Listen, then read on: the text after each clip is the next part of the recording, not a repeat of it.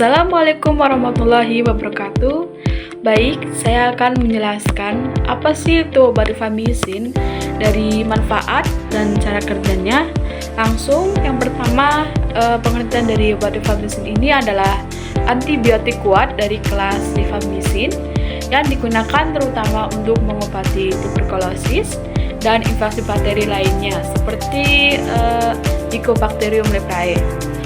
Mekanismenya menghambat enzim RNA polimerase, DNA dependen, dan bakteri sehingga transkripsi RNA berhenti dan bakteri tidak bisa mensintesis protein dan bereplikasi. Dan selanjutnya ada manfaat dari obat rifamycin ini, bisa mengetahui seberapa kuat rifamycin berikatan dengan RNA, polimerase atau target lain dibandingkan dengan zat lain atau analog.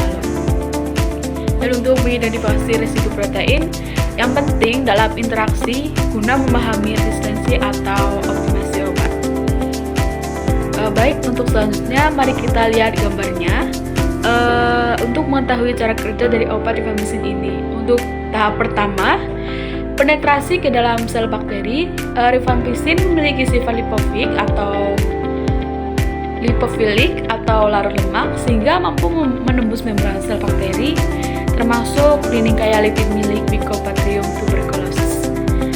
Setelah melewati lapisan peptidoglikan dan membran plasma, molekul obat mencapai sitosol atau bagian dalam sel. Untuk tahap yang kedua, bisa meningkatkan pada enzim target.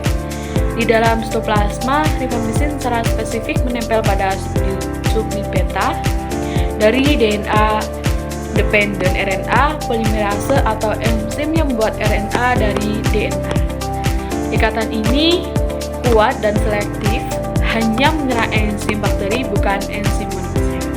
Dan untuk tahap yang ketiga, penghambatan inisiasi transkripsi.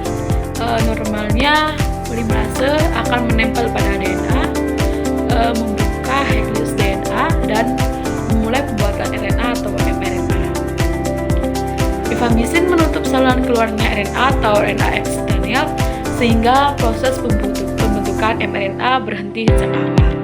Dan untuk tahap keempat, terhentinya sintesis protein esensial akibat RNA tidak terbentuk, ribosom tidak memiliki pola untuk memecah protein, enzim filter protein strukturan, dan faktor penumbuhan gagal reproduksi.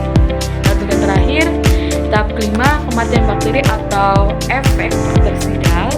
Tidak hanya protein menyebabkan kegagalan proses kehidupan bakteri, pertumbuhan berhenti dan bakteri mati.